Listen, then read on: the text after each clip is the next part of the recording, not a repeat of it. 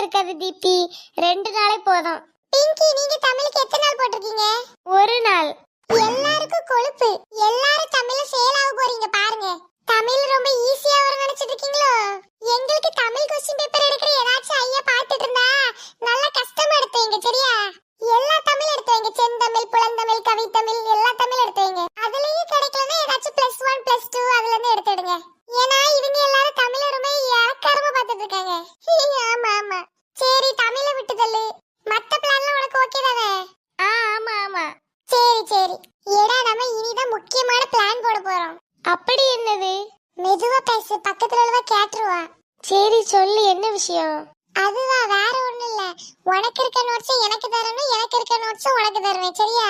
அப்படி படிச்சோன்னா நம்ம நிறைய படிச்சுக்கிடலாம். எனக்கு தெரிஞ்சது உனக்கு தெரியும், உனக்கு தெரிஞ்சது எனக்கு தெரியும்.